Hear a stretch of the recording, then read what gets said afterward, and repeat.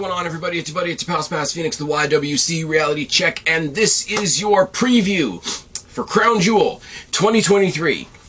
At least I'm getting this up to you guys. I gotta say, big fall down on my part in the past week or so. I don't think we've done WWE last week in about 2 to 3 weeks. I was not able to get you guys a review for the second half of Halloween Havoc, which was really fucking good. But on the other side of the coin, I do have in the can 2 episodes of NXT Rewind that are coming to you guys November 18th and December 30th. Don't bother looking into those dates. They have no significance whatsoever. Those are obviously going to be for TakeOver Brooklyn and TakeOver Respect, respectively. Yeah, the days and weeks have kind of gotten away from me.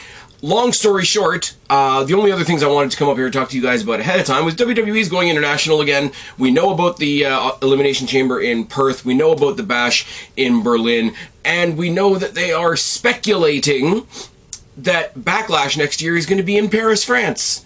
Which is awesome. You guys know what I think about the international shows, including this one. I know that's a controversial take, but we'll get there when we get there. I do think it's hysterical that people are saying WWE's only going international to fuck with AEW, who have had exactly 1 international show. No, when they came up here to Canada to do Forbidden Door, I don't count that as international, considering most Americans consider Canada as the 51st state.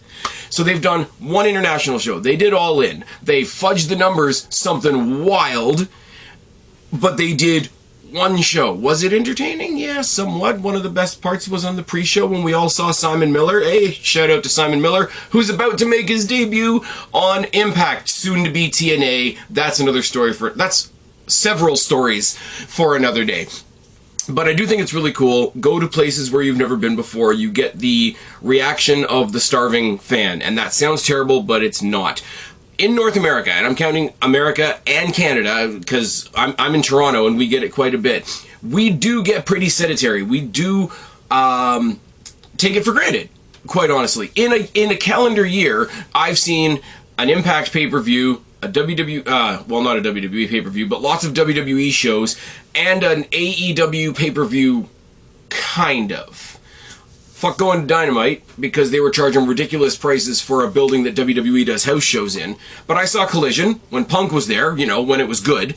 I saw Forbidden Door, where I got to see Will Ospreay live for the first time, and Kenny Omega and him had a really fucking good match. We are spoiled here in Toronto. I think as a whole, the southern part of Canada, as well as the States, are completely spoiled. So when they go anywhere else, look at the Puerto Rico... I'm sorry, I'm going to run through it again. Look at the Puerto Rico crowd. Look at the UK crowd for Money in the Bank. Look at the Cardiff crowd for Clash at the Castle. I will go back in time and say, look at something like Beast in the East. I'm about to, eventually, on NXT Rewind, I'm going to eventually get to NXT TakeOver London. These shows are wild because of the crowd, because they're a crowd that never gets served unless it's like an international tour and they get maybe a house show. And that's kind of shit. So WWE going international, fucking awesome. As far as night 2 of Halloween Havoc goes, I mean, they did a lot of stuff. I think New Year's Day is going to be the new NXT band. Like, it was Poppy for a while. Poppy was basically the NXT house band for a while. I think it's going to be New Year's Day now, which is awesome. I like their second song that they played on the second night better than the first. I think it was called Hurts Like Hell, but the rest of the night they still used Vampire from night 1 as the theme. So a little bit of column A, a little bit of column B. They swapped out Shotzi and Scarlett for Illidan and Alba Fyre, which makes sense.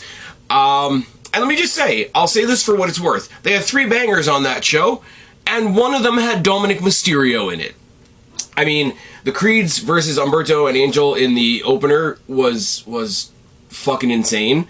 Nathan Frazier, who I believe was Ben Carter in AEW briefly. Somebody correct me down in the box below if I'm wrong. As I keep saying it, Dominic Mysterio is quietly becoming quite a good wrestler. Nathan Frazier is a stick of fucking dynamite, but he couldn't do what he does if somebody wasn't there to make up the numbers. It is a 2-person dance. It is you're only as good as the person you're in with, all the typical wrestling cliches. That match was fucking awesome. I want to see more Ben Carter, or Nathan Frazier. on my TV screen. I mean, he came from AEW. You know who else came from AEW is Brian Pillman Jr., now known as, what do they call him now? Lexus King, who had his debut match last week, which didn't set the world on fire, but I thought it was pretty cool. The entrance with the stage and the throne and all the things that certain people on What Culture would call gaudy and melodramatic, I absolutely love, because you guys know that shit's right up my street. Him, this week, in the back getting interviewed and being like sleazy rock star and offering the interviewer candy if she stayed in the locker room, it was skeevy, but I'm wanting to believe that it was skeevy on purpose. The Creeds, Umberto and Angel, killed each other after that awesome match on Raw with the Alpha Academy. So the Creeds, it's now being speculated whether what happened on Monday was a call-up or not. What else are they going to do? What else are they going to do? Put them on the main roster, have them be a supergroup with the Alpha Academy for a little bit, and then have them break away and do whatever. What we don't know, what sort of flies under the radar is if they come to the main roster, so does Ivy Nile, and Ivy Nile's a fucking star. Ivy Nile, if she'd been called up maybe 6 months ago, I truly believe she would be in the Zoe Stark spot that we're going to talk about tonight. That's nothing against Zoe Stark. I want Zoe Stark to be featured anyway. I want this to be a six-pack challenge. I want this to be an early Elimination Chamber. And hey, Rhea Ripley's in it. She's in Australia. Elimination Chamber's in Australia. See how it all ties together. The main event. Jesus goddamn Christ. They did 101 things to each other in that main event. But nothing is going to be dirtier than Carmelo Hayes planting Ilya Dragunov on his fucking head on the edge of that apron. If Taz was here, he would remind us it's the hardest part of the ring. You broke off two stories from that as well. You got Ilya and Baron Corbin are going to go do something, and you've got Trick and Mello are clearly going to do something. Everybody thought it was going to be Wes Lee, but no, Wes Lee came back to kick Dominic Mysterio's ass after he had a cool match with Nathan Frazier. Now, once the Judgment Day is done business in NXT, we saw Becky Lynch make her bow out of NXT. When the Judgment Day are done with their shtick in NXT, and Judgment Day in NXT is basically Dom and Rhea, which is absolutely fine. Judgment Day is a cool enough group that they can split off, but when he leaves that title in NXT and he goes to the main roster and does something else, I don't know, put him up against Walter because it'll be funny. That title has to be fought over by Nathan Frazier and Wes Lee, and if Wes Lee is going to be an asshole heel now, that's fucking awesome. Halloween Havoc Night 2, wasn't around for it. Like I say, the days got away from me, didn't get to do a proper review on that. Didn't get to talk about the international stuff, so I wedged it in here. How about that? Now let's talk about the show we've got going on tonight. And yes, it's a Saudi Arabia show. And yes, all the political stuff that goes along with them being in Saudi Arabia. And no, I'm not coming up here to wave the flag for the deal that WWE and TKO have with Saudi Arabia. That's not why I'm here. I am here to remind you, once again, I am once again pleading with you to understand that I am setting that to one side and talking about the content of the show. I'm not ignoring it. I'm not hiding it away. I'm setting it aside because that's not what I'm here to talk to you guys about. If you guys don't want to participate in that, that is absolutely fine. Please tune in for the next one. I'm coming up really close to a pretty significant milestone in my viewership here on YouTube. I have a small little channel here, but I'm going to hit a nice little tiny milestone, and if I do it before the end of the year, it's going to make me very happy. But I totally understand if you guys want to ditch out and not partake in me talking about a Saudi Arabia show. Much like I gave my views a couple weeks ago on that angle on AEW between MJF and Juice Robinson. With all due and deserved respect to both of the talents involved, really, really bad time. It was a rant. I like to rant. Some people here like when I rant. So if you haven't heard my rant yet on that, go back and listen to my commentary that I did a couple days after the Tuesday Night War, which was more of a slaughter. Let's be real and let's get into the show. We've got a pay-per-view with a kickoff. That doesn't always happen. The kickoff is Sami Zayn versus JD McDonough. Now, cool for two reasons. We've set Sami Zayn on a path now. He's been split from Kevin Owens for reasons not quite of his own making. He is supporting Jey Uso on Raw and his new start on Raw, and he's defending Jey Uso against everybody else that's not letting Jey Uso have a new start on Raw. But Jey Uso being on Raw means that he just lost his friend and tag team partner Kevin Owens to SmackDown. So now he's got a new vision. He's got to go in a new direction. He hinted that he's going to go towards that World Heavyweight Championship, which is kind of cool because I'd really love to see Sami Zayn versus Seth Rollins. If Drew wins the title, which we're going to talk about later, Sami Zayn versus Drew McIntyre would be cool as well, but we just saw it a couple weeks ago on Raw. So for that reason, and that reason alone, that's enough of a reason for me to want Seth Rollins to retain here. Don't know whether it's going to happen. JD McDonough is just somebody that I like. I like mini Funko Pop Finn Balor. I really do. I know he's not everybody's cup of tea, and I know he does the super melodramatic, what's his name from Psycho, I'm gonna break all your fingers and bones and blah blah blah, and they did all the X-ray stuff in NXT that wasn't everybody's cup of tea. See what I did there. Sami Zayn going for JD McDonough is part of Sami Zayn's new way of going after the Judgment Day. I really do like the fact that they've got Sami Zayn and not necessarily Kevin Owens or Cody Rhodes or Jey Uso or any of the other awesome babyfaces on Raw being the one to take down the Judgment Day, because he was sucked into a very powerful group on SmackDown. He has, I don't want to misuse this term, but for lack of a better term, he has the PTSD of being in a big group like that and the damage that it can do. So he not only knows how damaging a group like that can be, he knows how to get out of it.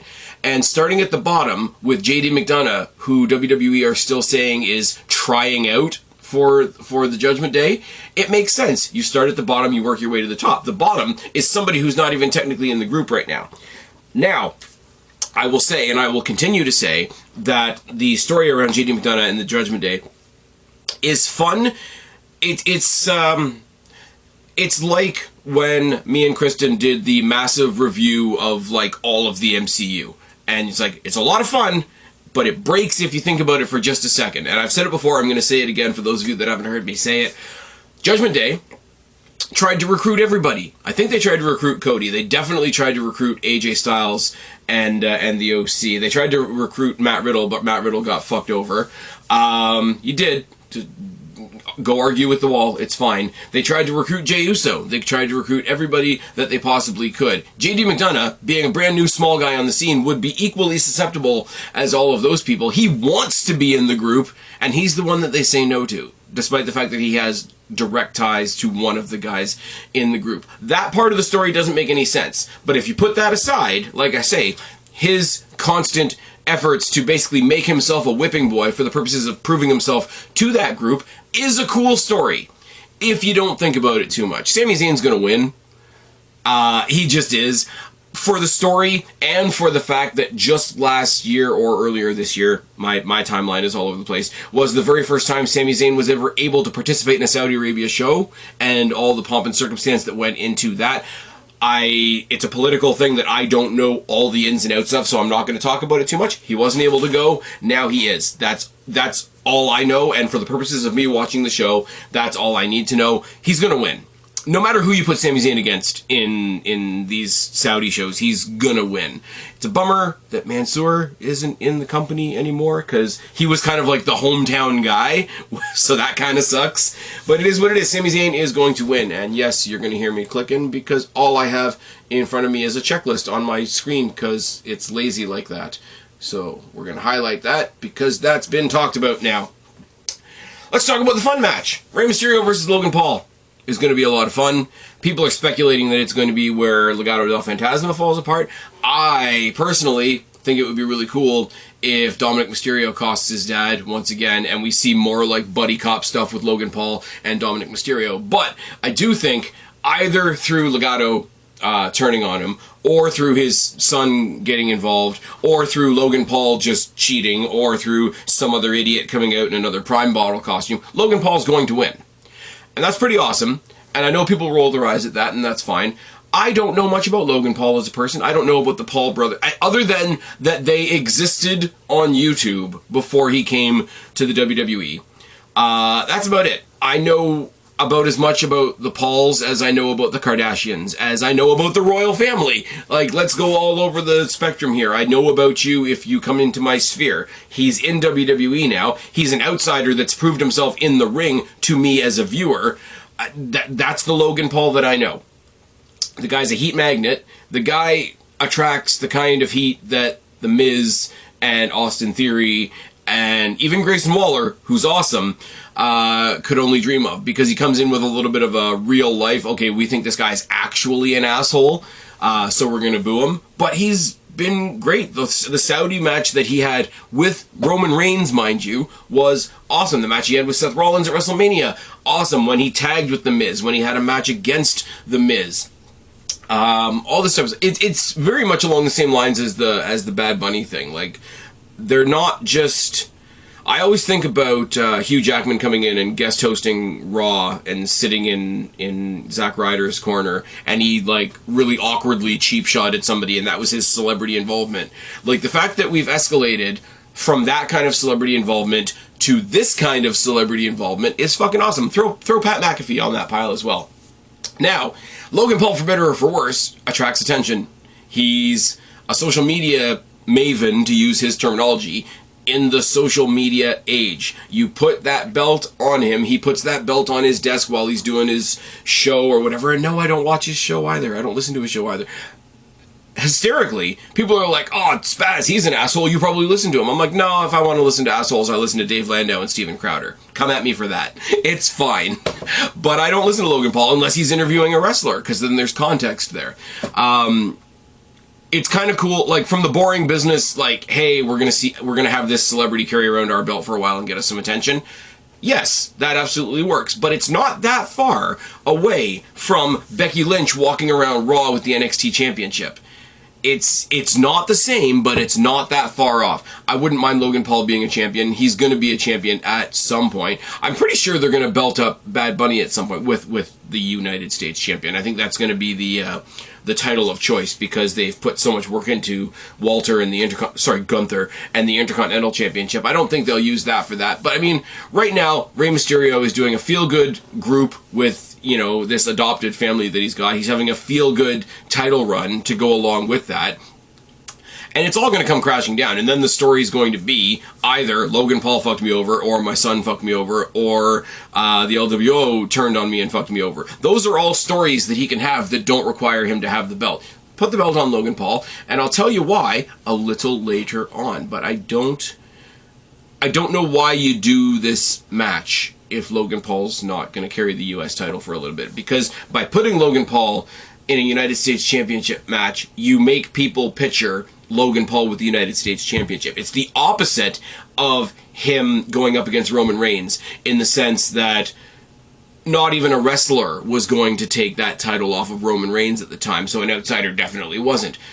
Rey Mysterio is kind of the opposite, like, super fighting champion, got a lot of things going on in his life, and he's Teflon. He can lose and it doesn't lose him anything. Logan Paul gets the win, he carries around that title for a while, and what do we say about stuff like that? It pisses off all the right people. Oh, and fuck yes. Cody Rhodes, and, I will get into why Logan Paul winning the United States Championship is going to be awesome in a second. Cody Rhodes versus Damian Priest. Now, if they're smart, they'll do some more interaction between Cody Rhodes and Sami Zayn. Judgment Day tries to fuck with Sami Zayn during the kickoff match with JD McDonough, and he comes back and returns the favor later on in the night for Cody Rhodes. Cody Rhodes is popular, get him on the show twice. Sami Zayn, like I say, specifically in Saudi Arabia, because he can finally go there. People are going to want to see him, let them see him twice as well. But you see the teams sort of rising to face the Judgment Day, with the rumors of War Games coming up at Survivor Series.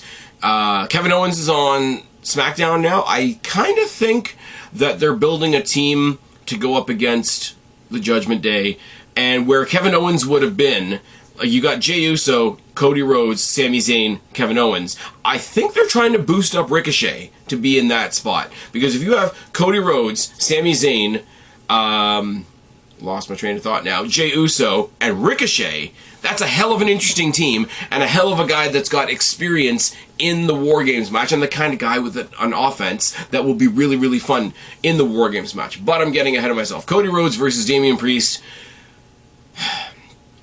Cody Rhodes is going to suffer a valiant loss here. And I'm not just saying this because I don't like Cody Rhodes. You guys know I'm very quickly coming around to Cody Rhodes, basically because WWE fixed him, but we don't need to go there right now. I could make a Jade Cargill reference, but I won't.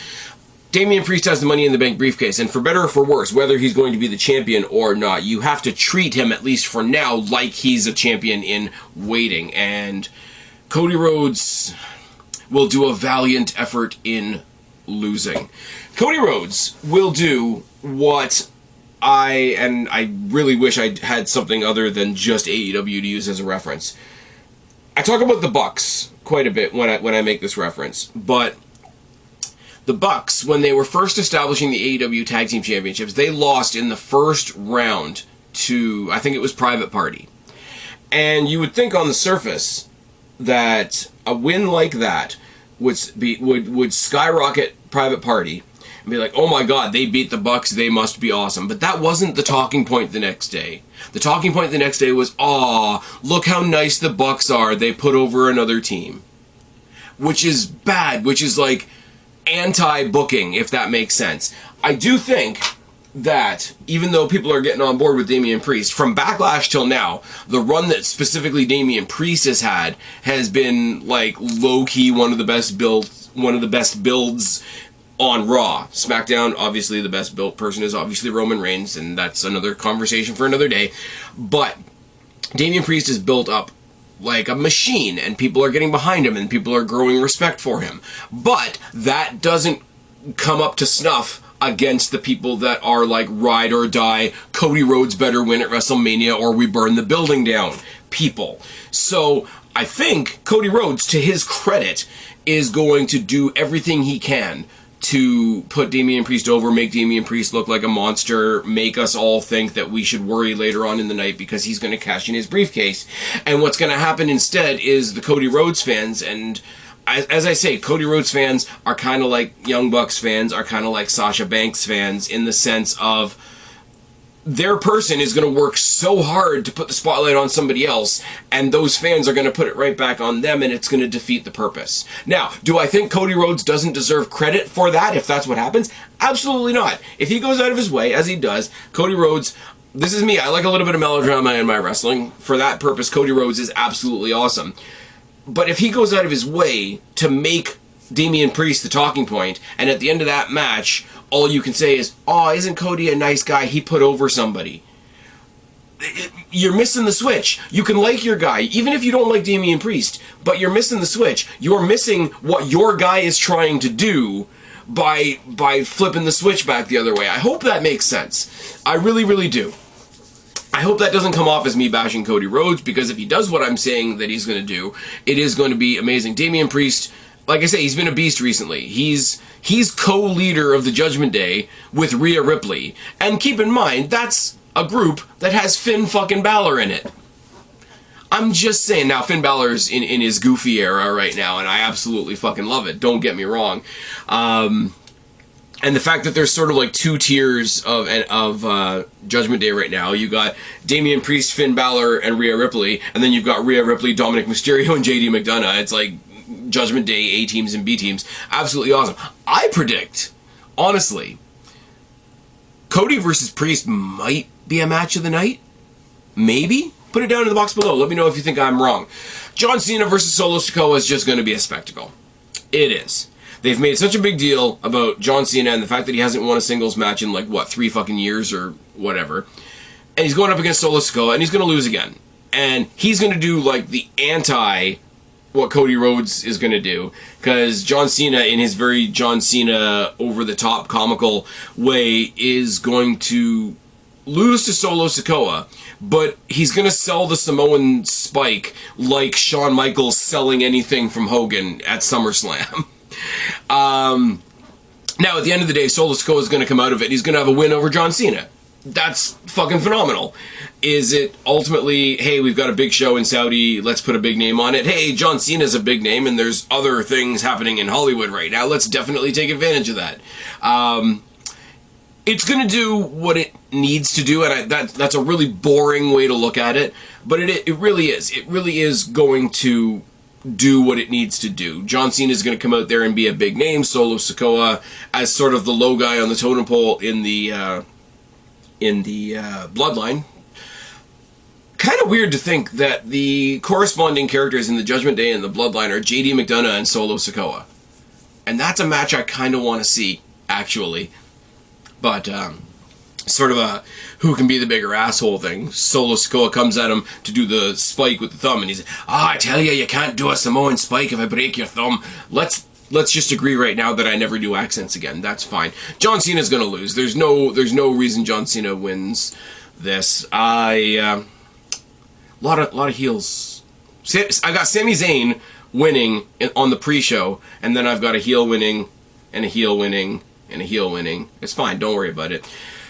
Oh, I hope we keep the heels winning, because Io Sky is defending against Bianca Belair. And folks, I'm going to try and say this in a way that doesn't get me kicked off YouTube and other social media platforms. If you're following me on Spotify, hey, what's up? Say hi to me on Twitter, or X. Bianca Belair, fucked off for a while. They wrote her off with a backstage beatdown or whatever, and she's gone and done some other stuff. Apparently she's done a TV show with Montez Ford, poor guy, and she's back, and a week later she announces, oh yeah, by the way, I'm going to get my title back in Saudi. It's not great. I'm gonna be nice about this, but if it was Charlotte, you guys would all be crying. And we can't, because it's Bianca. Yes, we can.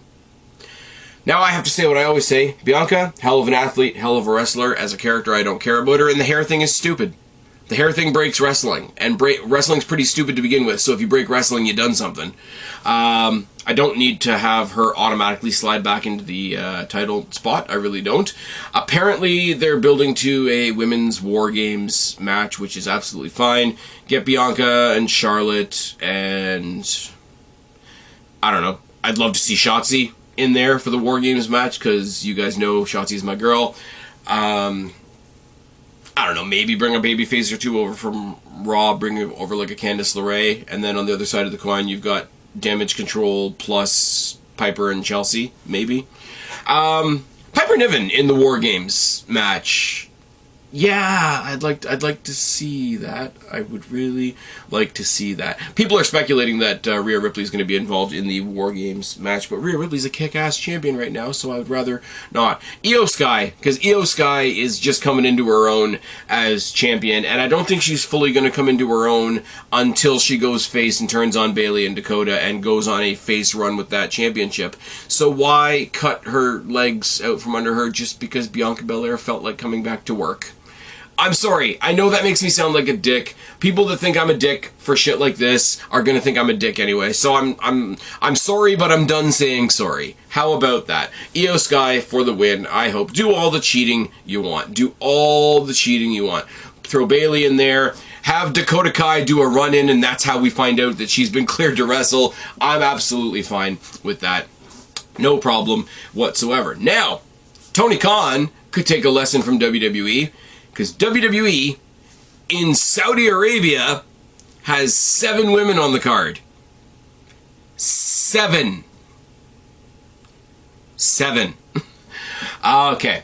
Rhea Ripley, Nia Jax, Shayna Baszler, Zoe Stark, and Raquel Rodriguez. Now, if you listened to me the last time I did do a WWE last week, my big thing about this is I'm really surprised and really happy that they threw Zoe Stark into this, just to be like the little pit bull in the group. Because this, up until that point, was a monster mash. Rhea Ripley is awesome, Shayna Baszler's awesome, Nia Jax is also there, and Raquel Rodriguez is also there.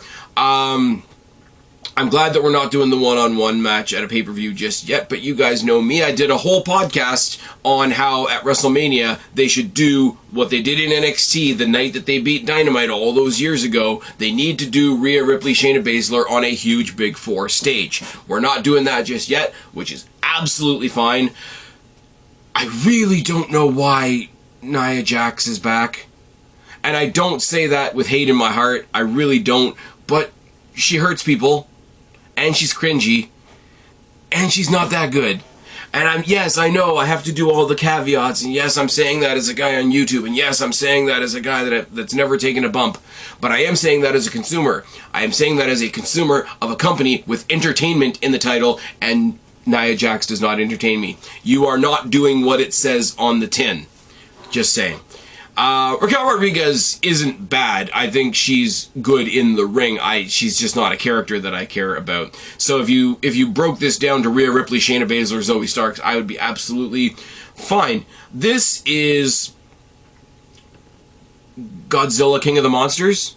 Rhea Ripley is the most badass thing the WWE Women's Division has seen in a long time.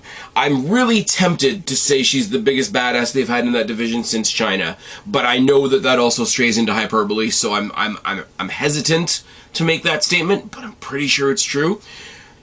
I love the fact that they've carved out this little niche for her on this particular show.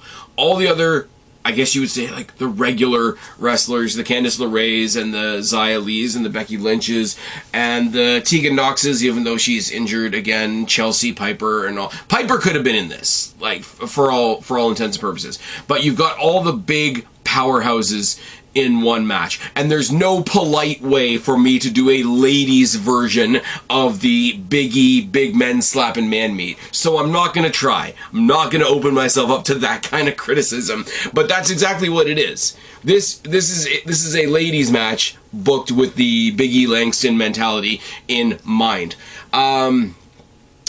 Raquel Rodriguez and Rhea Ripley are going to have some cool spots. Shayna Baszler and Rhea Ripley have awesome chemistry. Zoe Stark is going in there with a chip on her shoulder, something to prove, roddy rah. And Nia Jax is in there to make us all scared that WWE is going to make the worst decision possible. There's nothing about this match. There's nothing about, oh, what if they did this, what if they did that, what if they did this, what if they did that, that makes me think that this is anything other than, let's just show, here's Rhea Ripley and all the other monsters, and Godzilla is still king. I think it's awesome. I think they're going to pull something. I don't know what it is. I think they're going to pull out something here that we're not expecting. Maybe a debut, although I doubt it. I don't know. I don't know what the thing is, but this feels like the match where there could be a thing. It's a fatal five-way. It's a multi-person match, which confirms, if not heavily implies, that it's going to be no DQ, which means all kinds of other people can get involved. Now, Xia Li, I'm not crazy. I don't think this is actually going to happen. Xia Li is pissed off that she didn't get her hands on Becky Lynch while Becky Lynch still had a championship to fight for. That title has gone back to NXT. There's only one title for her to fight for now on Raw. Xia Li sticking her nose in this would be an interesting twist in the tail, so to speak. I don't think they're going to do it, but that's absolutely fine. If the Creeds actually are on the main roster, and obviously that would mean Ivy Nile came with them, I would love Ivy Nile to be in here, make it a six-pack challenge. I would love that because, A, she could be the pit bull in the match, and it would sort of take that moniker off of Zoe Stark, because Ivy Nile is more the Pitbull type character, and B, she wouldn't any longer be the smallest person in the match. I mean, the only thing you could do to make this match any funnier would be to put Zelina Vega in it. And I mean, I don't know I don't even know if she's going to be involved. You know, limited female presence on a Saudi Arabia show. Yes, it's still a thing. No, WWE has not cured the world. I get it. Fuck off. But if she is there, she's probably going to be there for the Rey Mysterio match, right? Anyways, Rhea Ripley wins this. I hate the expression, but I will eat my hat if somebody else takes that belt off of her.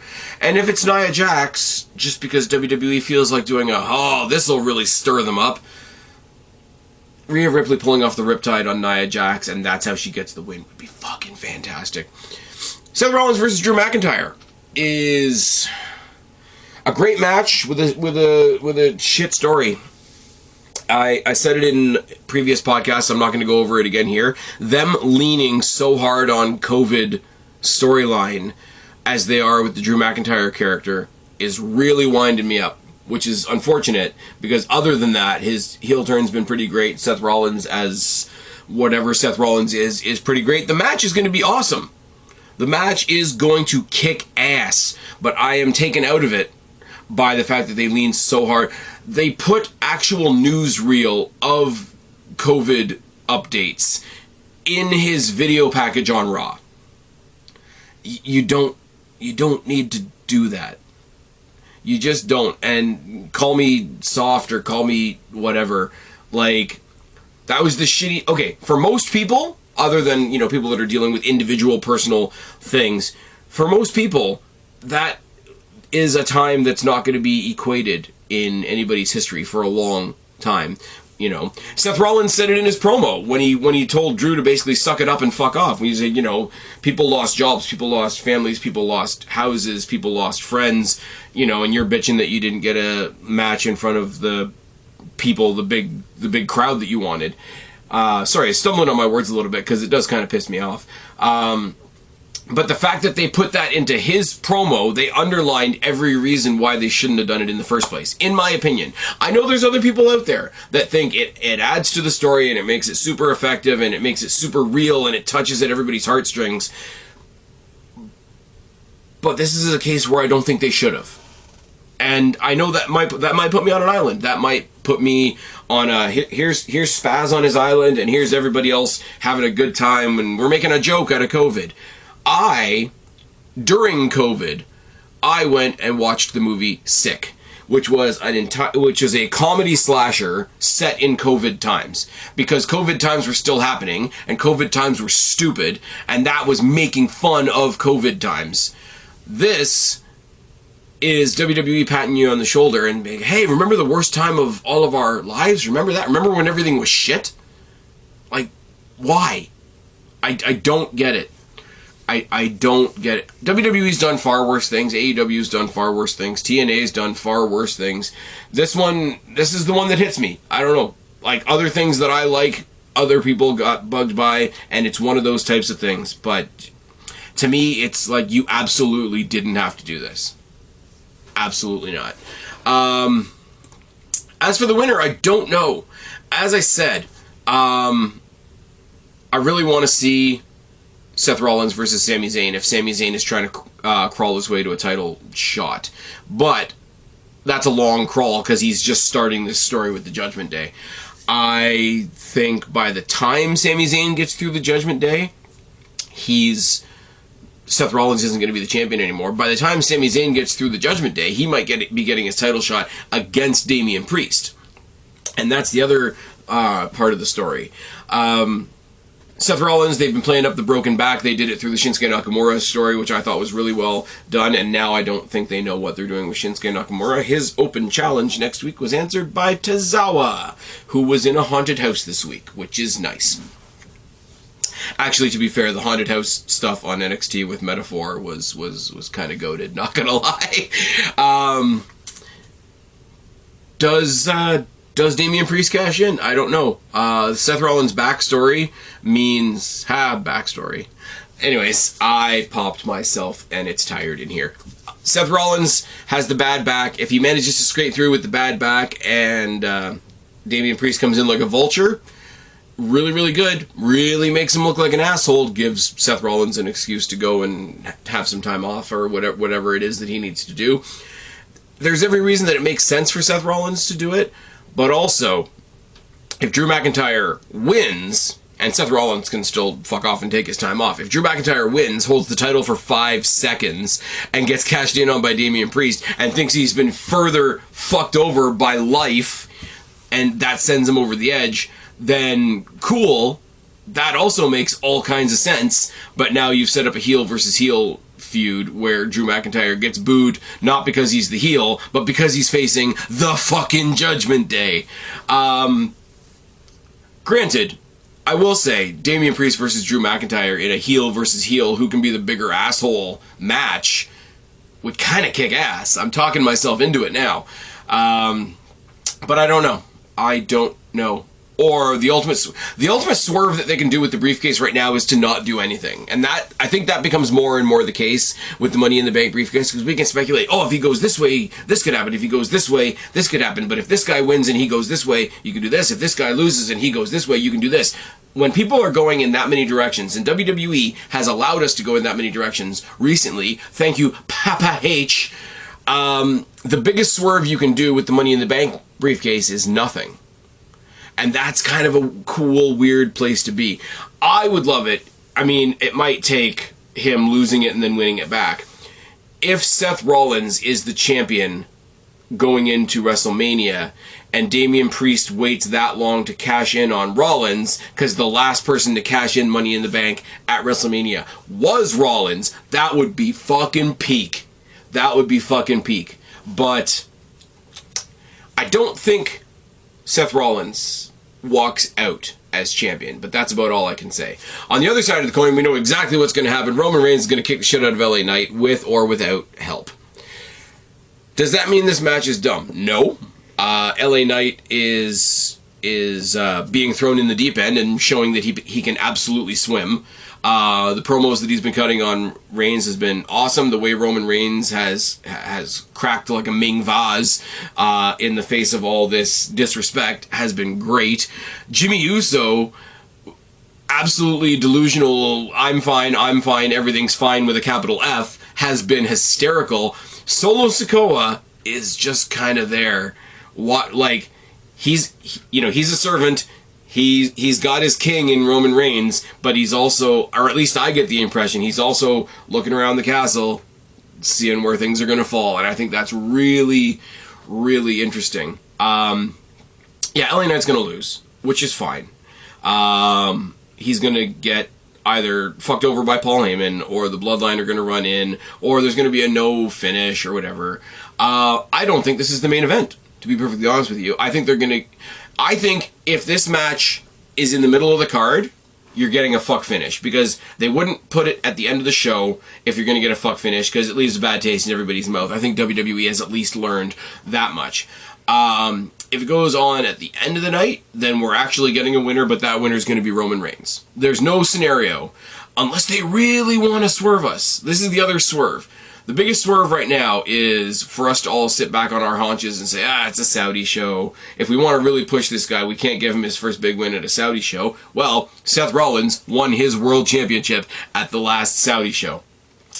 But my long-term prediction is, and this ties into the Rey Mysterio match from earlier, I don't think LA Knight wins the WWE Undisputed Universal Galactic Championship from Roman Reigns. Unfortunately, or fortunately, depending on how you want to look at it, the psychopaths have spoken. That belt has already been claimed next April by Cody Rhodes. Not much we can do about that. What we are going to do, I think that they are going to turn LA Knight into the Gunther of SmackDown. LA Knight will be the one to carry the United States Championship into the same echelon that Gunther has it in right now. And how's he going to do that? We're going to get a big match. Probably at WrestleMania. And it's going to be LA Knight, taking on Logan Paul. And that is going to be, not only is that going to be a really good match, but that's going to be a lot of fun. That's going to be a lot of amazing mic work. That's going to be a lot of, depending on where you fall on the wrestling fandom timeline, it's going to wind a lot of people up.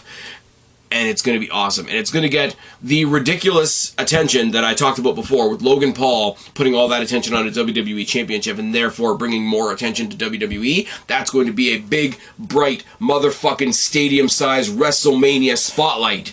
And who are we going to put it on? Who are we going to put it on? With everybody saying LA Knight. Yeah, that's it. I think that's it. I think better than him beating Roman Reigns, which I honestly don't believe, and because of the way Cody Rhodes fans are, I think you get a good chunk of people that turn on LA Knight if they don't save that belt for Cody next April, which is strange behavior, but I think it's good to safeguard him by not necessarily putting him against the Cody Rhodes fans. That's just my opinion. Please don't take that as gospel. It's just my opinion. But you can give somebody a championship. That's one thing. If you decide that that's going to be the person that elevates that championship, that is something else. Kind of like when Austin Aries, I know this is a hell of a pull. Austin Aries was the Cruiserweight champion for a little bit, and they were always putting the Cruiserweight championship on the kickoff. And he basically went on social media and said, hey, listen up, fuckers, I'm going to give you a reason to watch the kickoff. If LA Knight goes into a match with Logan Paul at WrestleMania, and think about all the pomp and circumstance that went around the match with him and Seth Rollins last year. If he goes in, like I say, stadium size, WrestleMania size, big, massive, sunlight-sized spotlight on LA Knight when they decide that he is going to be the one not only to win the United States Championship from Logan Paul and bring it home to the WWE, which is a narrative you know they would go with, but also to elevate that title to where everybody always thought it should be, like the Intercontinental Championship. That's bigger. Give you a big title, or give you a title and give you the honor, I guess you could say, of making that title big. I think that's a huge prediction on my part. I could be totally wrong. I could be going into WrestleMania and LA Knight could be the 30th guy in the Andre the Giant Memorial Battle Royal. And that would suck ass. Don't get me wrong. But they have an opportunity to do something here. And they have an opportunity to do something really cool. And the reason that I'm okay with that, and that I'm okay with knowing that LA Knight is not going to beat Roman Reigns this coming Saturday, is because anybody in the LA Knight spot wouldn't be beating Roman Reigns this Saturday. So this is no slight on LA Knight. This is a body to fill for Roman Reigns. And in that role, LA Knight is killing it. This is the modern day who's going to face The Undertaker at WrestleMania. You know you're not going to win, so the gift is you being chosen in the first place. And yes, that sounds condescending. I hope you guys get what I mean. I'm actually really excited. As I talk more about the speculation about how this goes through Survivor Series, through the Rumble, through Perth, Australia, to WrestleMania, I'm getting really excited about this show. I know you can't do that because it's a Saudi Arabia show, but fuck it, I already put that over here. I'm excited about this show. I want to know what you guys think about this show. Who do you think's going to win? Who do you think's going to lose? Are you somebody that's not watching? Throw that down in the comments section too. Totally fine. But if you're not watching that, then you're probably not listening to me up until this point. If you have listened to me up until this point, thank you very much. I've been Spaz, your YWC Reality Check. Subscribe up there, talk down there, start a conversation. Keep all these conversations going. Don't be a stranger. I will talk to each and every last one of you later, but for right now, I am tagging out. Bye, guys.